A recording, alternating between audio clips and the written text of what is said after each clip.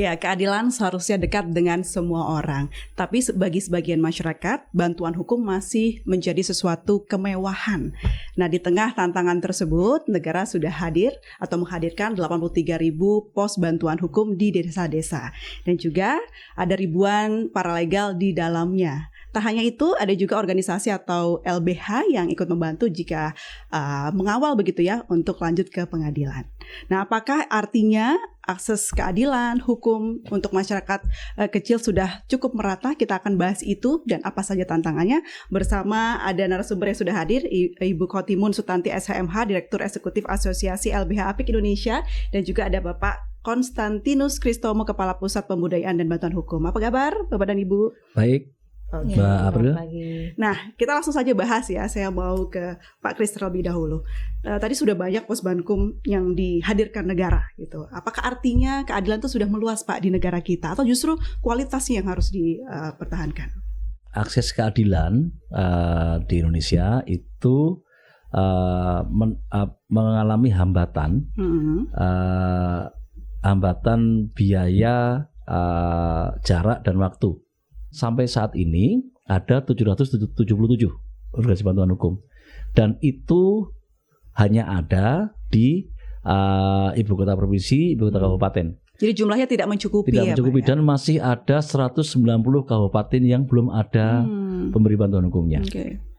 Misalnya di contoh yang ekstrim yang kemarin kita sempat itu dari Sangirta Laut misalnya harus menempuh 15 jam naik kapal itu untuk ke Manado untuk mencari pemberi bantuan hukum misalnya seperti itu. Nah, untuk mengatasi hambatan tersebut, Kementerian Hukum dalam hal ini PPHN kita coba menggunakan pendekatan yang namanya People Centered Justice atau pendekatan keadilan yang berpusat pada masyarakat. Semakin banyak melatih warga desa konkretnya ya, sehingga mereka memahami hukum. Jadi warga bantu warga gitu ya Pak ya. Dan mereka bisa menyelesaikan permasalahan hukum di tingkat grassroots secara mandiri.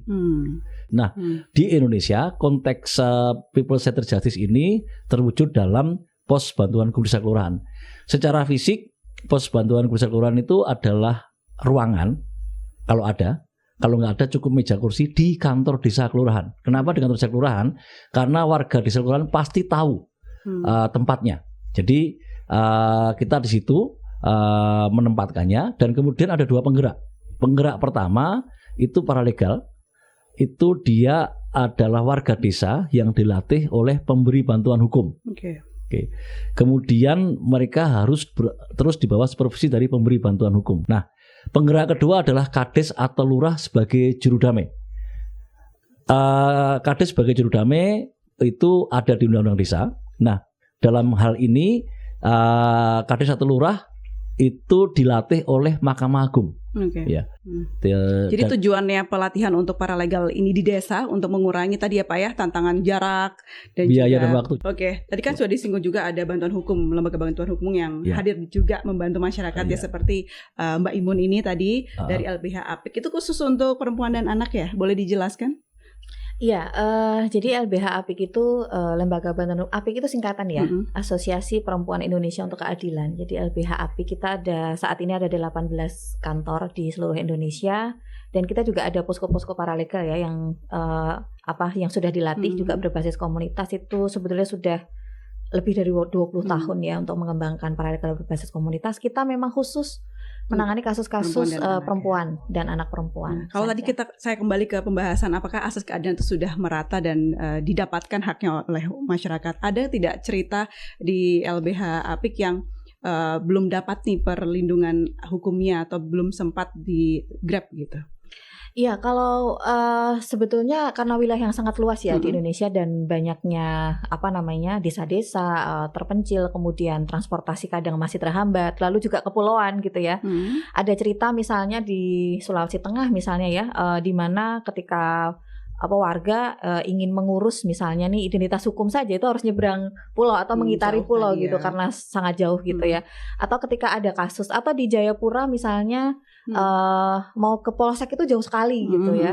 Jadi sebetulnya akses keadilan yang lebih dekat itu akan lebih baik. Jadi itulah yang kemudian juga menjadikan LBH ya, termasuk LBH APIK itu juga mengembangkan paralegal berbasis komunitas yang mayoritas adalah perempuan ya, ibu-ibu di komunitas, meskipun ada juga tokoh-tokoh.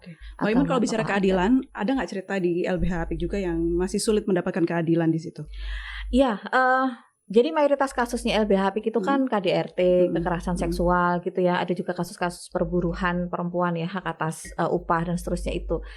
Kalau bicara soal keadilan gitu ya, ya memang tidak semuanya mudah ya. Apalagi kalau kasus-kasus yang dihadapi perempuan itu tidak sekedar kasus biasa kalau dalam bahasa kami. Tidak hanya sekedar menyelesaikan kasus, tapi ada norma sosial di baliknya itu ya. Ya misalnya relasi antara pelaku dengan korban, termasuk keluarganya atau bahkan komunitas dengan korban. Misalnya dulu pernah ada kasus di NTB itu di mana perempuan yang dia sebenarnya korban kekerasan seksual itu justru misalnya sempat terkucilkan misalnya ya, atau tidak mendapatkan bantuan karena ada perspektif misalnya di beberapa komunitas itu yang masih menganggap itu aib gitu ya di dalam komunitas.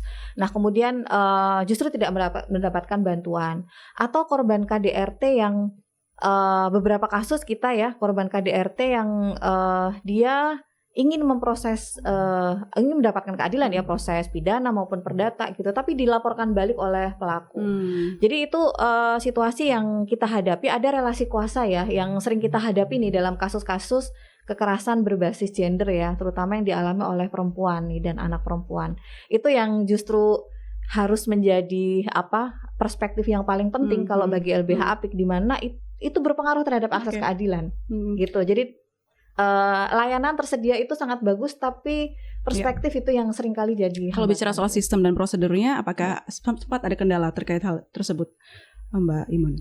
Ya, kalau soal prosedur sistem ya, itu soal pertama kalau soal jarak ya, jarak ya. Misalnya untuk melapor itu sangat jauh. Kedua, seringkali korban karena tidak mampu ya, itu kesulitan misalnya dia untuk membiayai dirinya ya untuk transportasi dan lain sebagainya begitu. Itu kadang juga menghambat. Makanya ketika bisa dibantu oleh pendamping dari komunitasnya sendiri, itu misalnya paralegal berbasis komunitas, posko-posko paralegal kami waktu itu juga langsung mendampingi ya, bisa diakses oleh korban gitu. Nah terus yang lainnya adalah soal sebetulnya ini sih mayoritas selain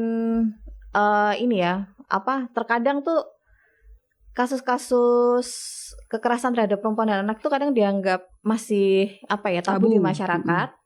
Yang kedua juga terkadang di proses penegakan hukum juga itu mengalami hambatan perspektif ya gitu. Makanya kadang dilapor balik, tapi yang di proses duluan itu sih pelakunya. Gitu.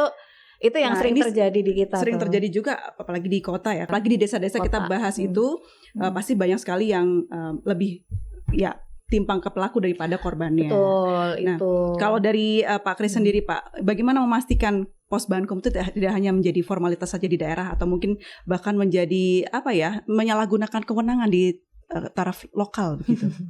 Baik, yang pertama itu tadi pelatihan paralegal dari awal. Itu untuk memastikan kualitas ya, memastikan kualitas pemberian layanan, itu yang pertama. Yang kedua, supervisi. Paralegal ini tidak bisa berdiri sendiri dan dia harus terus di bawah supervisi dari pemberi bantuan hukum. Kemudian kami juga meminta paralegal dan Kades Lurah dan Posbankum secara umum untuk memberikan layanan ya. Layanan melaporkan layanan yang sudah diberikan di aplikasi kami. Data dan transparansi ada. Transparansi ada di aplikasi kami juga tercatat. Nanti bisa kami tunjukkan per hari ini saja itu sudah ada berapa layanan yang diberikan. Tentu tadi seperti Mbak Imun sampaikan, Indonesia negara yang sangat luas ya. Jadi kita masih ngejar ini 33.000, baru 33.000 untuk pelatihan paralegal, dan tadi pelatihannya cukup kurikulumnya cukup berat, dan 3 hari teori dan 3 bulan 3 bulan praktek di Posbankum.